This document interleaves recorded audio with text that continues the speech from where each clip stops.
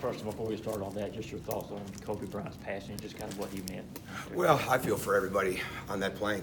Obviously, there's parents and children, and that everybody that's got to deal with that, it's unimaginable. And the first thing that comes to my mind is that in this world, we have no security, no eternal security without God. And we never know, right? I mean, you just never know what's going to happen the moment you walk out your door, the moment you leave. And praying over our children and helping our children learn to pray and just doing everything we can possibly do to stay centered in God is so incredibly important. And it is every day, and then every once in a while it really magnifies itself, I should say, not over magnifies. But as far as Kobe Bryant, I didn't know him, but I mean, unreal respect. I've had some regrets in basketball. One is I never got to see him practice or do his own workout, right? That was something that I always wanted. I have friends that are friends of his. You know, obviously Dwayne Wade and he are extremely close.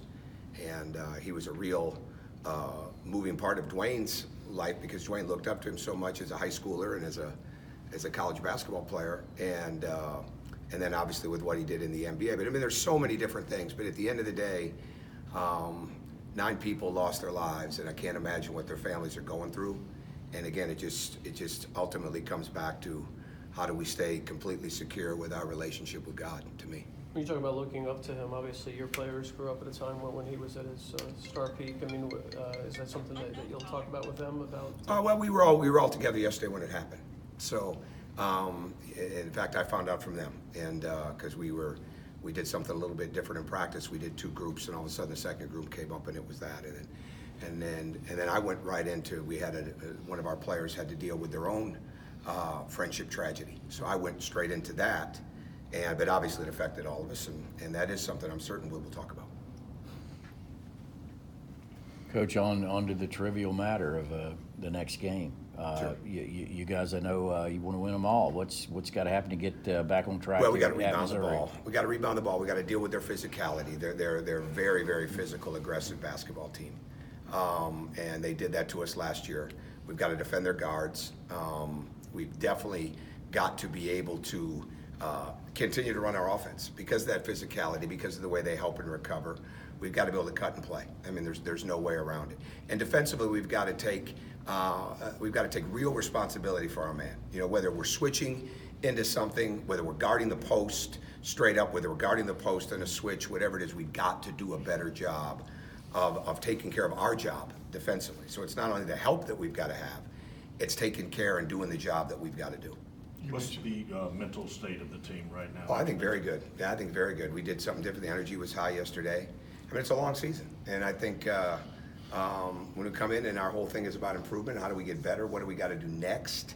You know, stay focused on that, and I think that's really important. I mean, really, in all honesty, if your mental state's not good, it's gonna be hard to play, right? I mean, toughness is what it's got to be, and so a big part of toughness, obviously, is the mental toughness. So you have to be able to have that, develop that, nurture that, and that becomes a huge part of it. So I think somebody in the wrong frame of mind would really stand out, right? And that's not what we have, and that's certainly not how we can win. So that I'm not even, I'm looking at completely in the way of, you know, who's going to help us get better and better and who's going to improve and who's going to be committed to that improvement.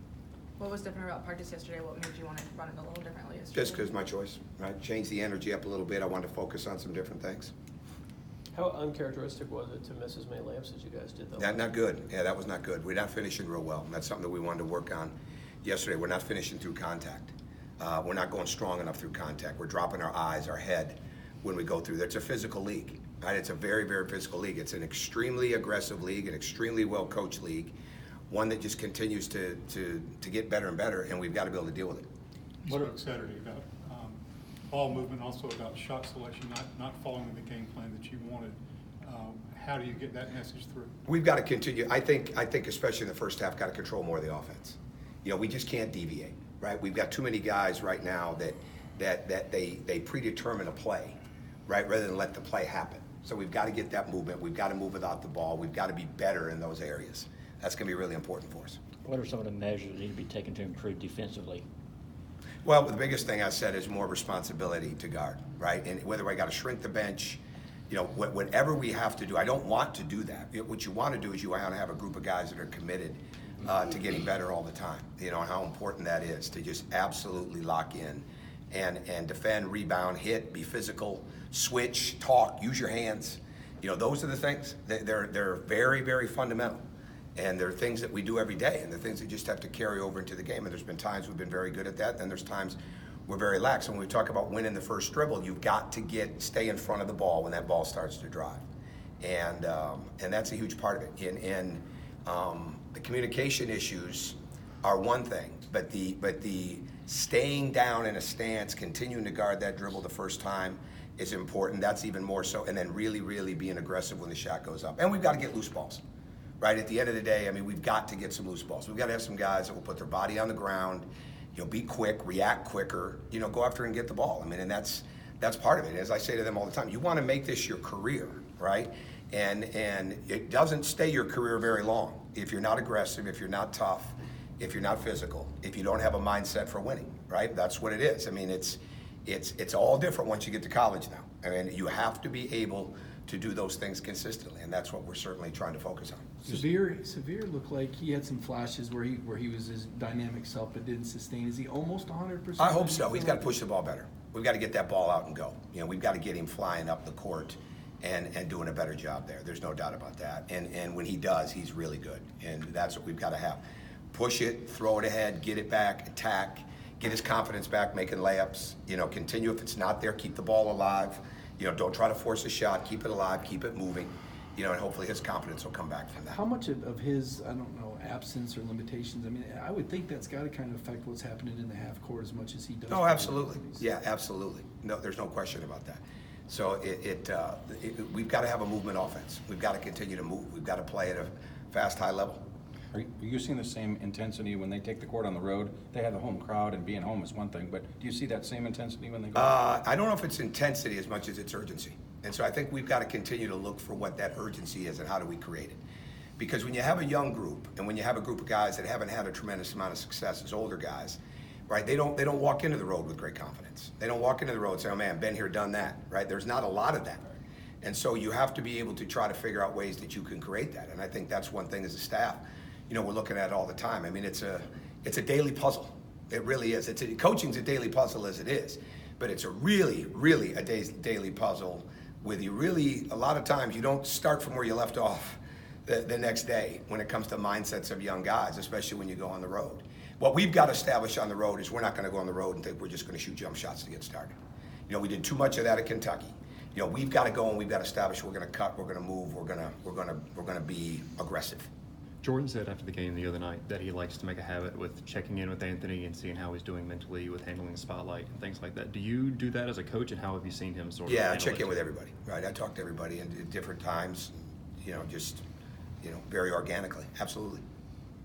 How do you like Jordan coming off the bench? Is that a good role for him? I like Jordan playing, so that becomes, no, seriously, I answer that question. I'm not sure what that means just yet. So, I mean, I like him playing. I thought he did a good job the other night. What I want is a consistent Jordan. Right, that's what we need, you know, and when he's consistent like he was the other night, he hasn't been as consistent yet, but we're working towards that, and his mind and heart are in the right place for that to happen, so I think that's really important for us. So that could go either way. He's a very valuable guy right now, because, and especially when he's defending, and especially when he's rebounding the ball. Maybe two more questions. Are their heads down, or do you still feel like Yeah, they it's see early in the light at season. the end of the tunnel? Yeah, absolutely. It's January 27th. I mean, I'm not coaching heads down. Right? Like, heads down, they go on the side, right? Or, you know, we give them another role that they can have in practice. That's not what this is about. You know, I don't want to be distracted, right? My job is to make sure that we're getting ready every day. So you get enough guys that understand it's about competition, it's about fight. It's not about, well, let's come in and hope that they feel better and hope they're not too upset. No, we got to go. You know, we got to get better, right? That's what this is all about. So you try to help them grow and nurture them, but at the end of the day, that's really what it's all about. All right, thank you.